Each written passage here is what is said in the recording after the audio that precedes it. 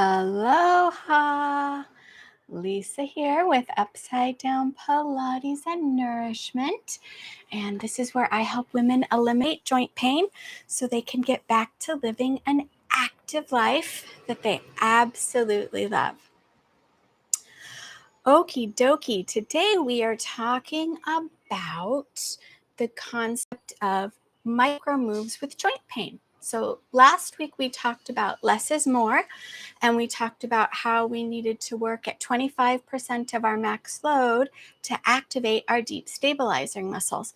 We're going to dig into that a little bit more and talk about how that's so important and why that's so important for joint pain.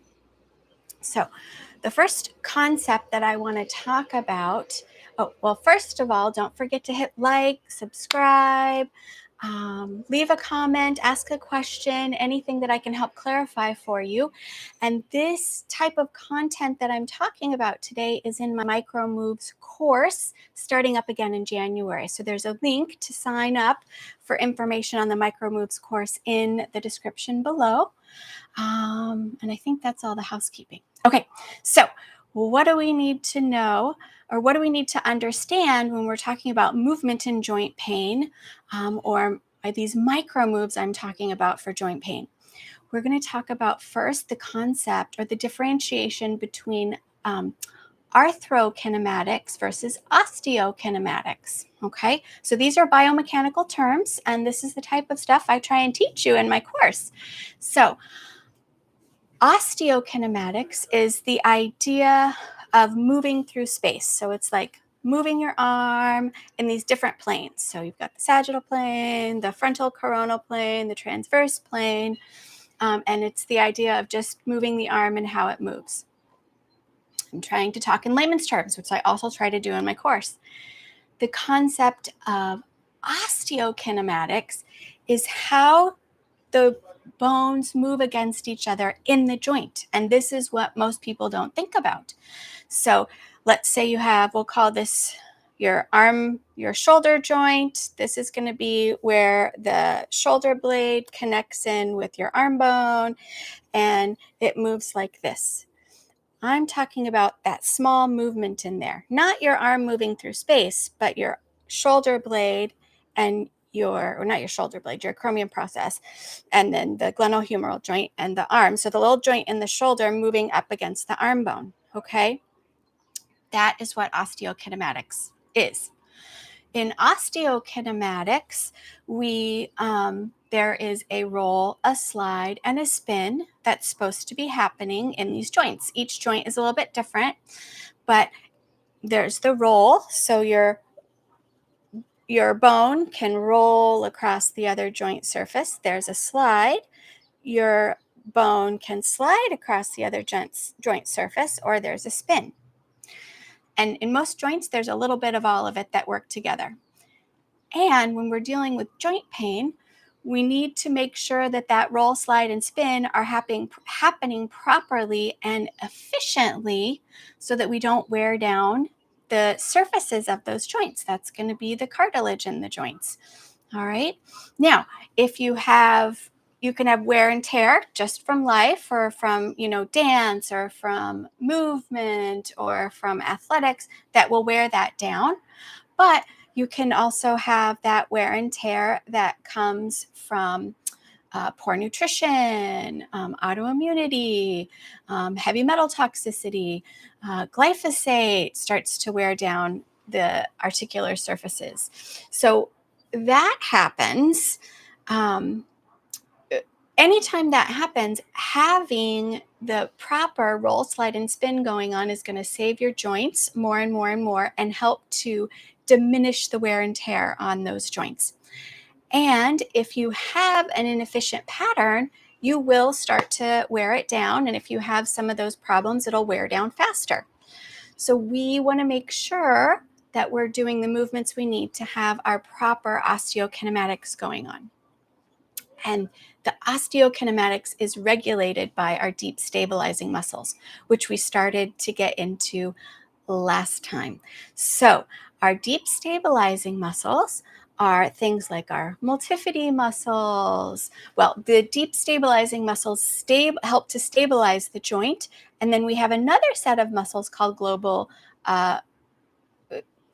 They're a little bit bigger muscles that go outside the deep stabilizing muscles, and they start to move the joint. So the deep stabilizing muscles and then these next layer of muscles need to be working well together.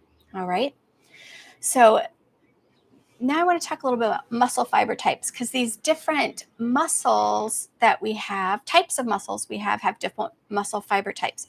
So the deep stabilizing muscles are characterized as type 1 muscle fiber types. Those muscles fire up and they can hold for a long, long time. These are our postural muscles. These are the micro muscles that we start with learning in our micro moves course. So you fire those muscles up and they can last a very long period of time.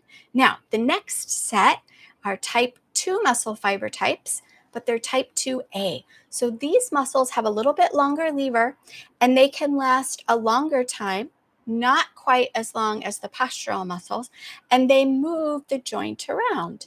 Okay, so that's going to be like your rotator cuff muscles or your deep rotating hip muscles.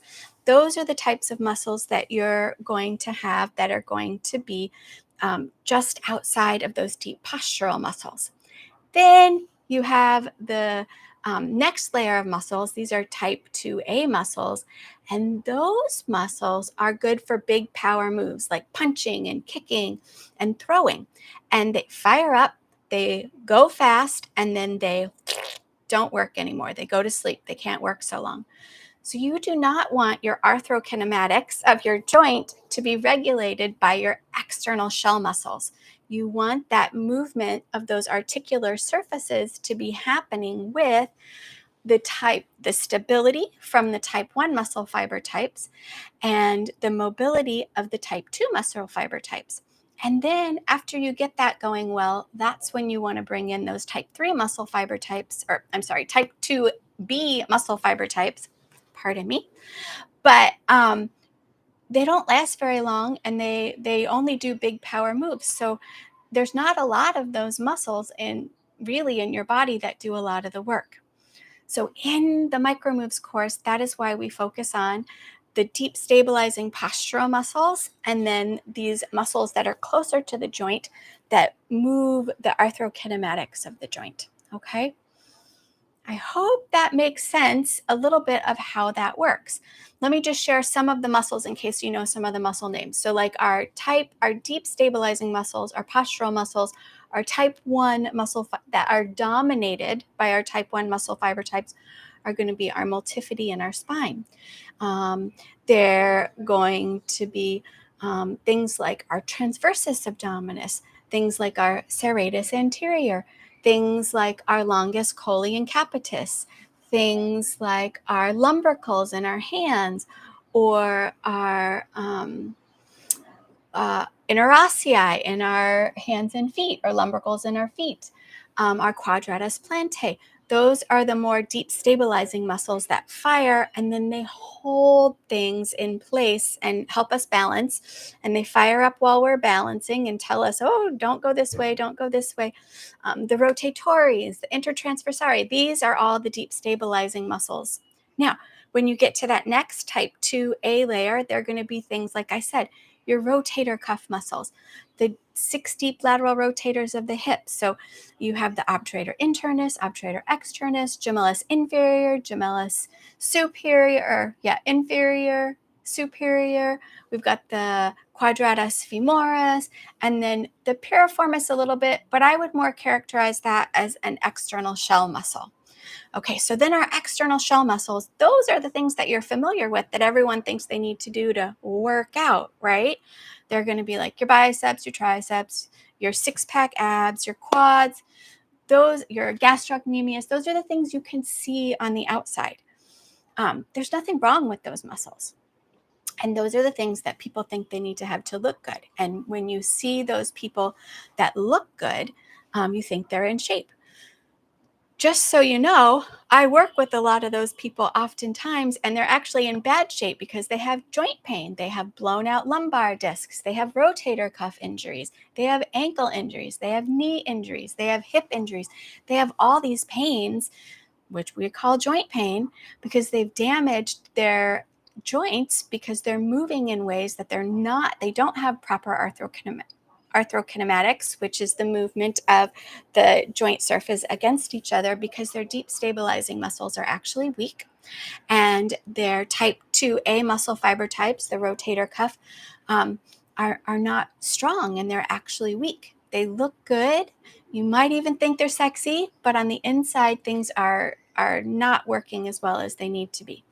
So, is there anything wrong with the external shell muscles? No, but you just need to know when to use them and make sure that your deep stabilizing muscles are working properly and firing up when you need them, so that you don't go try to use the external shell muscles when you should be moving your deep stabilizing muscles or using your deep stabilizing muscles. So these deep stabilizing muscles are 75% of our muscles. And I don't think next week, but the week after, we're going to talk about how these deep stabilizing muscles are the things that you need to fire up for weight loss, because they're 75% of your muscles. And as we get into the new year, everyone starts thinking about weight loss. Well, you need to do the Micro Moves course to make sure that you get those 75% of your muscles firing, so that you can actually get in and start losing some weight, because they burn, things that you eat, and they help to instigate that fat burning that you're looking for. But more importantly, they make you healthy. That's the most important thing that I'm going for. Is I really don't care what you look like. I want you to be healthy. I want you to be strong. I want you to be fit, and I want you to not have pain. And right now, the world is full of pain, let me tell you. Okay, did I miss anything? I have my little list here. All right, got it. Type 1, type 2. Okay, so now I recently had a client ask me if it's wrong to move the external shell muscles. So, like your biceps, your triceps, your rectus femoris. No, you need those muscles to do your big power moves. But you really need to make sure that those deep stabilizing muscles are fired up and working every day, all day long. And then you only need to pull in those external shell muscles when you're going to do something big and heavy. And you want those deep stabilizing muscles to be ready to go to fire to stabilize you, so that when you use the external shell muscles, you don't whack your spine around, you don't whack your shoulder around, you don't whack your knee around and cause damage. That is the whole point. I mean, that's the whole point of my whole course, of what I try and teach in that course. But that's the whole point of working from the inside out, firing up those deep stabilizers. So no, there's nothing wrong with using those. We want to be able to do high kicks and, lift our suitcase and all of those types of things. So absolutely not. But we want to make sure that we have the support of those deeper inner muscles as we start to move. So that was a great question that I wanted to share. All right. I think I covered everything that I wanted to. So we want to make sure that our cartilage is strong and healthy, and that comes from our movements, our proper movements, but then also it does come from diet and lifestyle choices. And I'm actually going to start a class after I finish up this Micro Moves. I'm going to move into another class called Microbiome Meals for Maximum Health, and that's going to help you to build what you need on the inside of your joints, decrease your inflammation, and then through diet and lifestyle, help to rebuild those joints and the stability in the joints through diet and lifestyle. But that's coming later. So if this resonates with you, definitely hit your thumbs up, and leave me a comment or a question if something doesn't make sense, or you have a question about, what I'm saying. And then also in that link, I said there is a link to sign up for the VIP list of my Micro Moves course that's starting up again in January. So if you sign up for the Micro Moves VIP list, you'll get first notification and ability to register for the Micro Moves course before anyone else. And you're going to get your first micro necks. So the micronext, a new micronext lesson, or the first micronext lesson, will be delivered to your inbox, so you can start learning a little bit more about the muscles, the longus colli and capitis in the front of your neck, and how to fire those up, and the type of exercise that you need to do to fire those up. If you're one of those people that you start to exercise and you doing like crunches or teasers or hundreds or things like that, and your neck really starts to hurt, it's because you're holding yourself up with your external shell neck muscles. So that's going to be like your scaleni and your sternocleidomastoid. And the sequence of exercises that I teach you in this micronext, that is free, that you can try today if you like, fire up the longus colli and capitis. And so it starts, and it teaches you why those muscles start to get weak as well. So I think that's it. All right. Questions, comments, concerns, put them in the comments. Let me know. I will see you next week. And again, what are we doing next week? Oh, where's my list? I'll tell you here. We are going to do, this is a good one. We're going to do how to self-titrate exercise. So part of the micro moves is not doing too many repetitions. You don't want too much weight and you don't want too many repetitions. So I talk about how to decrease the weight off from your body if you need to, because you might not be able to have the strength to lift your own bones and muscles through space. But we'll talk about how you slowly start to bring in repetitions and slowly start to bring in weight, so that you can keep those deep stabilizers fired up and not overpower and go into the external shell without that support. So yay! All right. Lovely having you all here. And I will see you next week, and we'll learn more about movement and micro moves from my biomechanical perspective. All right. I'm going to end the stream. Aloha.